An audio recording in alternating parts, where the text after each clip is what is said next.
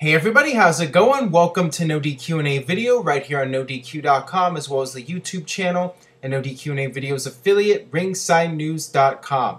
Got your questions here regarding Money in the Bank and other topics, so let's get started here today with the first one from Wrestling Do 95.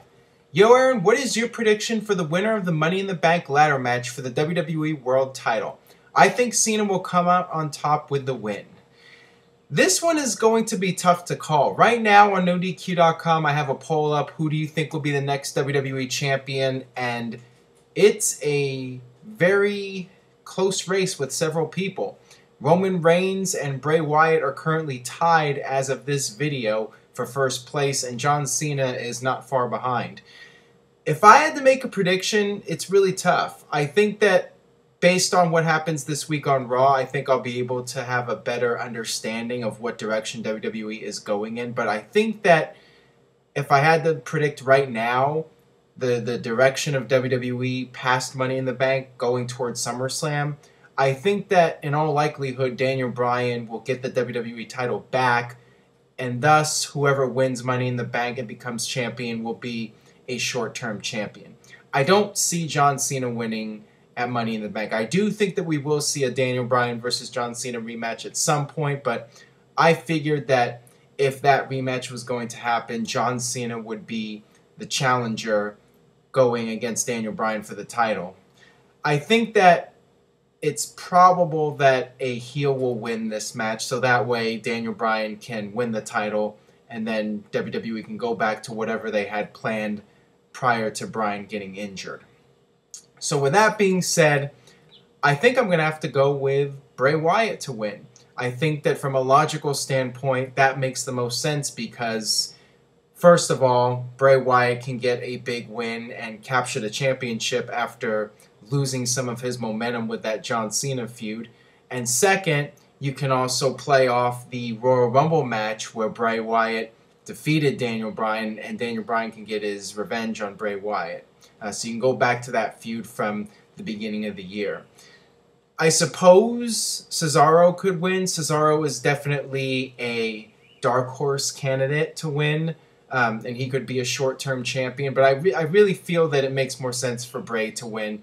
And, Roman Reigns, a lot of people think that this is his time. I still feel that it's too soon for him to win the WWE title. So I don't see that happening, but really any of these people that I just mentioned are strong possibilities.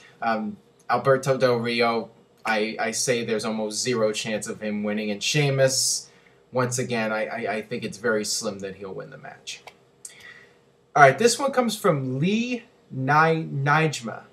Hi Aaron, Roman Reigns is in the Money in the Bank WWE title match. Do you think that he should be the next champion, and do you think it is his time to carry the company? Like I said a few moments ago, I think that it's too soon for Roman Reigns to be WWE champion. I think that perhaps by the time WrestleMania comes around, that might be a good time to pull the trigger with him and go all the way with him, possibly being the new John Cena or the new top star or whatever. Oh, and I forgot to mention Randy Orton from earlier. Don't see Randy Orton winning because, we have Daniel Bryan versus Randy Orton for the 100th time. So, I don't think that'll happen. But yeah, I think that Roman Reigns, a lot of people think he might win it. And it's certainly a possibility. Anything's possible. But I really feel that it would be too soon for him to win. And clearly he wasn't planned to be WWE champion this soon. I mean, Daniel Bryan was scheduled to be champion at least through SummerSlam and possibly face Brock Lesnar for the title. So it's not like Roman Reigns was in the immediate plans to be in the WWE title picture. So I'm guessing he'll get screwed, or there'll be some sort of weird finish. And, there's also the possibility, I talked about it in the previous video, of, two champions, maybe one guy grabbing the world title and one guy grabbing the WWE title. I mean, that could always happen as well, but that, I think, would be unlikely to happen, but could happen. Anything's possible, and it really is a very intriguing match, because we'll really see what direction WWE is going to go based off the results of this match, and there's lots of different directions that they can go in, but I think, if I had to make a prediction for the whole thing, I would go with the most logical outcome, which is a heel champion winning, Daniel Bryan gets the title back, and WWE goes back to what they originally had planned. Alright, this one comes from WWE fan Dark Arrow. Hey Aaron, since there are only 7 superstars in the Money in the Bank instead of the regular 8, could you see Brock Lesnar returning and getting that spot?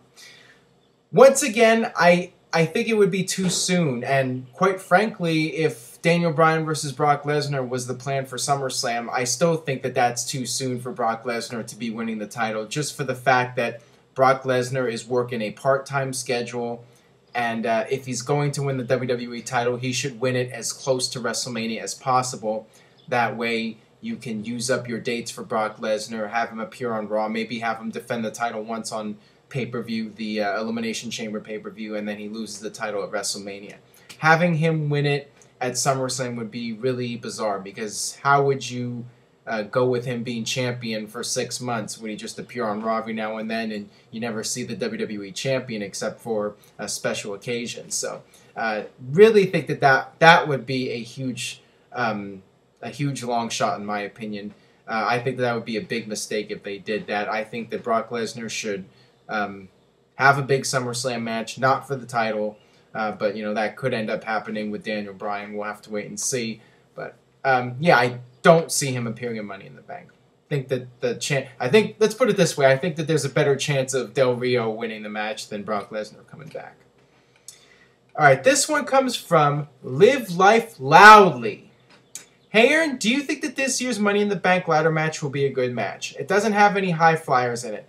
Those are usually the guys who put on the coolest moments in ladder matches.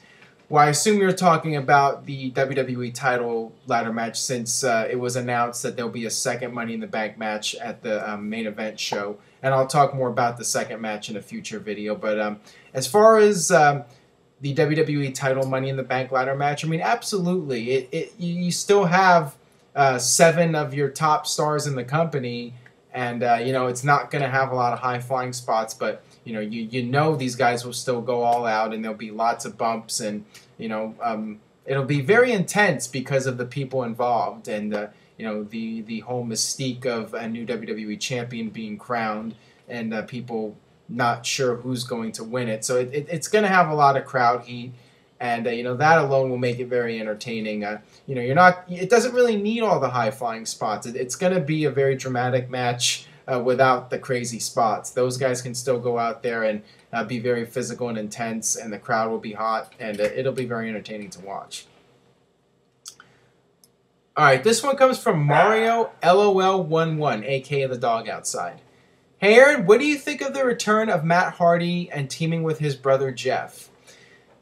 I really have no issue with it. If it means that Jeff Hardy's no longer going to be Willow, then I think it's an excellent move. And either way, I think it's a good move because TNA needs everything that they can get right now to draw interest to their New York tapings. And, why not reunite the Hardy Boys for New York?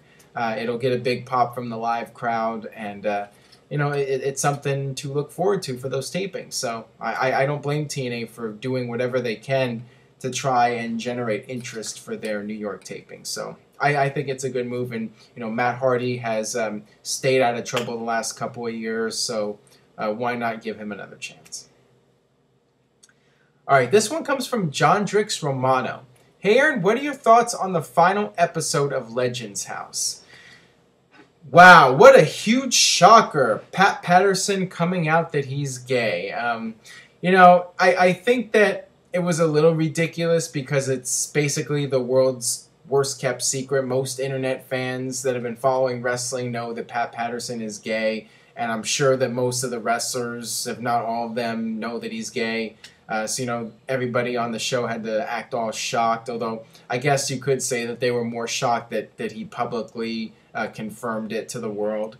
I did enjoy that final episode, having those guys just speak their minds and lay it all out there, all their personal stuff. It was an entertaining show. And the series overall, I thought it was an entertaining set of episodes. I think it could have been a little bit more dramatic. Going in, I was expecting a lot of craziness and wackiness, and it was fairly it was fairly tame. So I mean that's my one big criticism of it.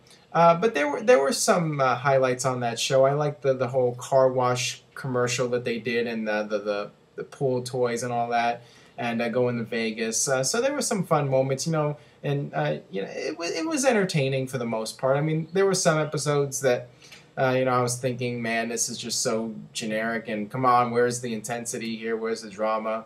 But yeah, I mean, it was entertaining, and this leads me to the next question here from Ace McSpade. Hi, Aaron. Do you think WWE will make another seasons of Legends House, and if so, who would you like to see in it?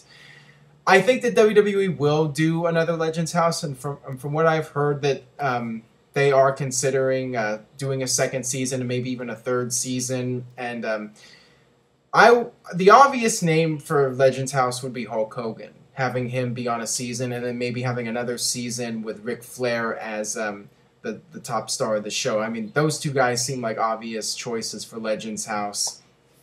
I'm just hoping that if they do more seasons of the show, that they bring in guys that are known for being crazy, people like the Iron Sheik. And even the Iron Sheik, I was a little disappointed on Legends House when he made his special appearance, just because it was so watered down. Iron Sheik, he didn't really get a chance to say all the controversial stuff.